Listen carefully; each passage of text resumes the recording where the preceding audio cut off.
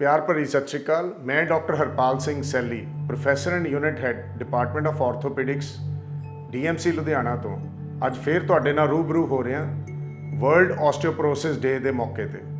ਅੱਜ ਆਪਾਂ ਗੱਲ ਕਰਾਂਗੇ ਆਸਟੀਓਪੋਰੋਸਿਸ ਦੀ ਅਵੇਅਰਨੈਸ ਬਾਰੇ, ਕਿਉਂਕਿ ਅੱਜ ਵਰਲਡ ਆਸਟੀਓਪੋਰੋਟਿਕ ਡੇ ਹੈ। ਬੜੇ ਲੋਕਾਂ ਨੂੰ ਇਸ ਗੱਲ ਦੀ ਮਨ 'ਚ ਇੱਕ ਸ਼ੰਕਾ ਰਹਿੰਦੀ ਹੈ ਕਿ ਆਸਟੀਓਪੋਰੋਸਿਸ ਕੀ ਹੈ। ਬਹੁਤ ਲੋਕੀ ਤਾਂ ਇਹਨੂੰ ਕੈਲਸ਼ੀਅਮ ਡੈਫੀਸ਼ੀਐਂਸੀ ਨਾਲ ਹੀ ਕਨਫਿਊਜ਼ ਕਰਦੇ ਨੇ। ਜਿਹੜਾ ਆਸਟੀਓਪੋਰੋਸਿਸ ਹੈ ਇਹ ਇੱਕ ਬਹੁਤ ਹੀ ਮਹੱਤਵਪੂਰਨ ਤਕਲੀਫ ਹੈ ਜਿਹੜੀ ਅੱਜ ਤੇਜ਼ੀ ਨਾਲ ਵੱਧ ਰਹੀ ਹੈ। ਆਸਟੀਓਪੋਰੋਸਿਸ ਕੀ ਹੈ? ਇਹ ਕੈਲਸ਼ੀਅਮ ਦੀ ਘਾਟ ਨਹੀਂ ਹੈ ਸਰੀਰ ਦੇ ਵਿੱਚ। ਇਹਦੇ ਵਿੱਚ ਜਿਹੜੀ ਹੱਡੀਆਂ ਨੇ ਇਹ ਕਮਜ਼ੋਰ ਹੋ ਜਾਂਦੀਆਂ ਨੇ। ਪਰ ਕਮਜ਼ੋਰ ਕਿਸ ਤਰ੍ਹਾਂ ਨਾਲ ਹੁੰਦੀਆਂ ਕਿ ਹੱਡੀਆਂ ਦਾ ਮਾਸ, ਹੱਡੀਆਂ ਦੀ ਟੋਟਲ ਜਿਹੜੀ ਅੰਦਰ ਇੱਕ ਕੁਆਂਟੀਟੀ ਹੈ ਸਰੀਰ ਦੇ ਵਿੱਚ ਉਹ ਘਟਣੀ ਸ਼ੁਰੂ ਹੋ ਜਾਂਦੀ ਹੈ। ਜਿਹੜੀ ਹੱਡੀਆਂ ਦੀ ਡੈਂਸਿਟੀ ਹੈ ਉਹ ਘਟਣੀ ਸ਼ੁਰੂ ਹੋ ਜਾਂਦੀ ਹੈ। ਇਹਨੂੰ ਆਪਾਂ ਫੋਟੋ ਦੇ ਤੌਰ ਤੇ ਸਮਝ ਸਕਦੇ ਹਾਂ ਕਿ ਨਾਰਮਲ ਹੱਡੀ ਤੇ ਬਿਮਾਰ ਹੱਡੀ, ਆਸਟੀਓਪੋਰੋਸਿਸ ਵਾਲੀ ਹੱਡੀ ਦਾ ਕੀ ਫਰਕ ਹੁੰਦਾ ਹੈ। ਇਹ ਫੋਟੋ 'ਚ ਦਰਸਾਇਆ ਜਾ ਰਿਹਾ ਹੈ, ਇਹ ਤੁਹਾਨੂੰ ਧਿਆਨ ਨਾਲ ਦੇਖ ਕੇ ਸਮਝ ਲੱਗੇਗੀ। ਪਰ ਗੱਲ ਆਉਂਦੀ ਹੈ ਵੀ ਇਹ ਕਿਉਂ ਹੁੰਦਾ ਹੈ ਆਸਟੀਓਪੋਰੋਸਿਸ।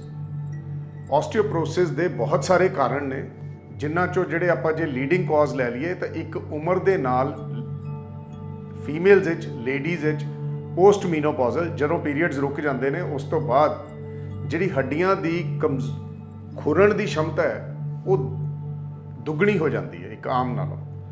ਉਹਦੇ ਕਰਕੇ ਇਹ ਹੱਡੀਆਂ ਖੁਰਦੀਆਂ ਰਹਿੰਦੀਆਂ ਨੇ ਤੇ ਹੱਡੀਆਂ ਨਰਮ ਪੈਣੀਆਂ ਸ਼ੁਰੂ ਹੋ ਜਾਂਦੀਆਂ ਨੇ, ਜਾਂ ਆਪਾਂ ਕਹਿ ਲਈਏ ਇਹਨਾਂ ਦੀ ਡੈਂਸਿਟੀ ਘਟ ਜਾਂਦੀ ਹੈ, ਜਿਹਦੇ ਕਰਕੇ ਹੱਡੀਆਂ ਕਮਜ਼ੋਰ ਹੁੰਦੀਆਂ ਔਰ ਜਿਹਦੇ ਕਰਕੇ ਫ੍ਰੈਕਚਰ ਹੁੰਦੇ ਆ। ਔਰ ਇਹ ਸਭ ਤੋਂ ਵੱਡਾ ਇੱਕ ਕਾਰਨ ਹੈ ਜਿਹੜਾ ਇਸ ਟਾਈਮ ਤੇ ਬਹੁਤ ਵੱਡੀ ਬਿਮਾਰੀ ਬਣ ਚੁੱਕਿਆ ਹੈ ਸਾਡੇ ਵਾਸਤੇ ਇਸ ਦੁਨੀਆ ਦੇ ਵਿੱਚ। ਹੋਰ ਜਿਹੜੇ ਕਾਰਨ ਨੇ, ਐਲਕੋਹਲ ਦੀ ਐਕਸਟਰਾ ਇਨਟੇਕ, ਸਮੋਕਿੰਗ ਦੇ ਕਰਕੇ, ਡਾਇਬਟੀਜ਼ ਦੇ ਕਰਕੇ, ਕਈ ਦਵਾਈਆਂ ਨੇ ਜਿਵੇਂ ਸਟੀਰੋਇਡ ਜਿਹੜੇ ਲੌਂਗ ਟਰਮ ਲੈਣੇ ਪੈਂਦੇ ਨੇ, ਕਈ ਲੋਕਾਂ ਨੂੰ ਦਵਾਈਆਂ ਦੇ ਤੌਰ ਤੇ ਲੈਣੇ ਪੈਂਦੇ ਨੇ, ਉਹਨਾਂ 'ਚ ਇਹ ਬਹੁਤ ਪਾਈ ਜਾਂਦੀ ਹੈ। ਫਿਰ ਕਈਆਂ ਨੂੰ ਜਿਨ੍ਹਾਂ ਨੂੰ ਐਂਟੀ ਐਪੀਲੈਪਟਿਕ ਡਰੱਗਸ, ਮਿਰਗੀ ਦੀ ਦਵਾਈਆਂ ਚੱਲਦੀਆਂ ਨੇ, ਖਾਸ ਕਰਕੇ ਹੱਡੀਆਂ ਤੇ ਅਸਰ ਕਰਦੀਆਂ ਨੇ।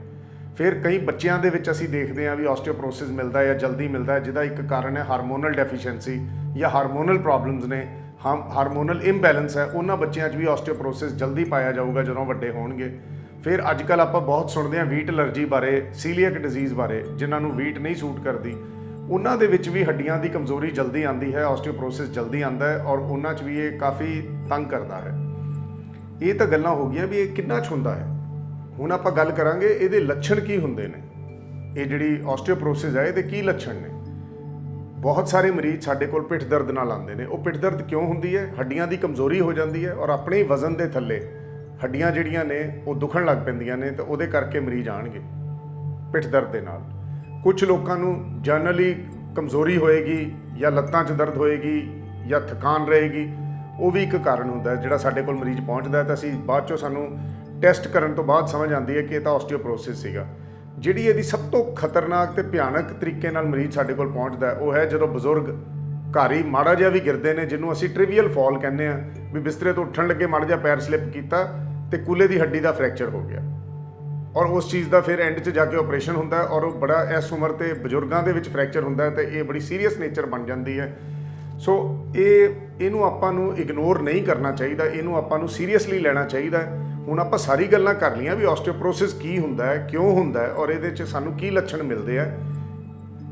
ਗੱਲ ਆਉਂਦੀ ਇਲਾਜ ਦੀ, ਪਰ ਆਪਾਂ ਇਲਾਜ ਤੇ ਫੋਕਸ ਨਹੀਂ ਕਰਨਾ, ਆਪਾਂ ਇਹਦੀ ਪ੍ਰੀਵੈਂਸ਼ਨ ਤੇ ਫੋਕਸ ਕਰਨਾ ਹੈ ਵੀ ਕੀ ਆਪਾਂ ਕੁਝ ਐਸਾ ਕਰ ਸਕਦੇ ਹਾਂ ਜਿਹਦੇ ਨਾਲ ਇਹ ਨਾ ਹੋਵੇ, ਜਾਂ ਜੇ ਅਸੀਂ ਇਹਨੂੰ ਰੋਕ ਨਹੀਂ ਸਕਦੇ ਤਾਂ ਇਹਦੀ ਜਿਹੜੀ ਸਟਰੈਂਥ ਹੈ ਉਹ ਘਟ ਜਾਵੇ, ਵੀ ਆਸਟੀਓਪੋਰੋਸਿਸ ਘੱਟ ਹੋਵੇ ਜਿਹਦੇ ਨਾਲ ਸਾਡੀ ਸਫਰਿੰਗ, ਸਾਡੀ ਬਿਮਾਰੀ ਘਟ ਜਾਵੇ।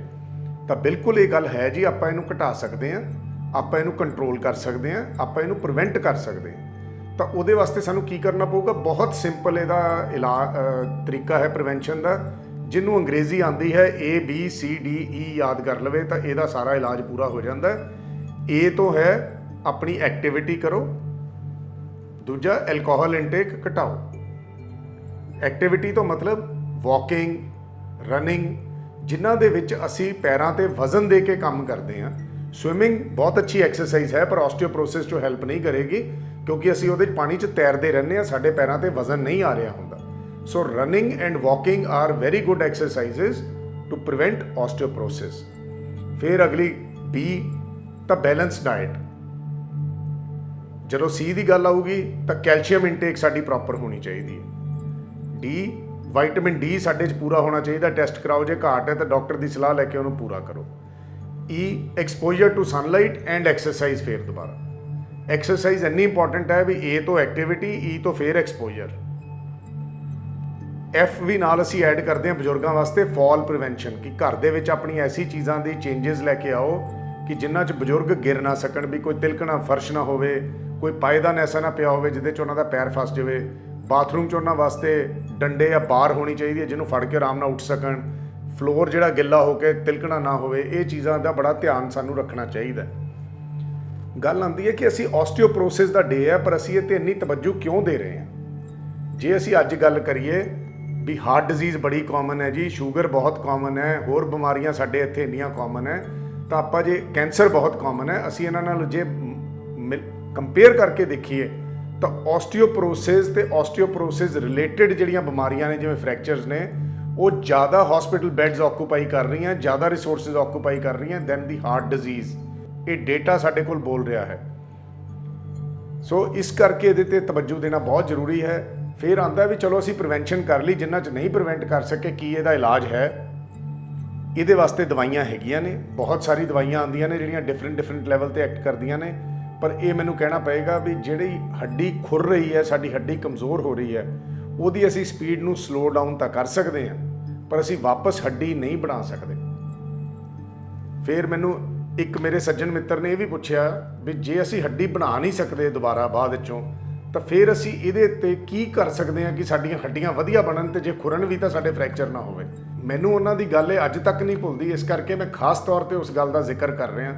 ਦੇਖੋ, ਇਹ ਕਿੰਨੀ ਅੱਛੀ ਸੋਚ ਸੀ ਇੱਕ ਬਜ਼ੁਰਗ ਦੀ, ਜਿਨ੍ਹਾਂ ਨੇ ਕਿਹਾ ਵੀ ਆਪਾਂ ਹੱਡੀਆਂ ਹੀ ਇੱਦਾਂ ਦੀਆਂ ਬਣਾ ਦਈਏ ਜਿਹੜੀਆਂ ਖੁਰ ਕੇ ਵੀ ਕਮਜ਼ੋਰ ਨਾ ਹੋਣ, ਵੀ ਫ੍ਰੈਕਚਰ ਨਾ ਹੋਣ। ਤਾਂ ਇਹਦਾ ਇੱਕ ਕਨਸੈਪਟ ਹੈ, ਸਾਇੰਟੀਫਿਕ ਕਨਸੈਪਟ ਹੈ, ਜਿਹਨੂੰ ਅਸੀਂ ਕਹਿੰਦੇ ਆ ਪੀਕ ਬੋਨ ਮਾਸ, ਕਿ ਜਿਹੜਾ ਇੱਕ ਬੰਦਾ ਮੇਲ ਜਾਂ ਫੀਮੇਲ ਆਪਣੀ ਜਵਾਨੀ ਦੇ ਵਿੱਚ ਜਿੰਨੀ ਮੈਕਸਿਮਮ ਆਪਣੀ ਹੱਡੀ ਦੀ ਸਟਰੈਂਥ ਬਣਾ ਸਕਦਾ ਹੈ, ਉਹਦੀ ਡੈਂਸਿਟੀ ਬਣਾ ਸਕਦਾ ਹੈ, ਉਹਨੂੰ ਅਸੀਂ ਪੀਕ ਬੋਨ ਮਾਸ ਕਹਿੰਦੇ ਆ।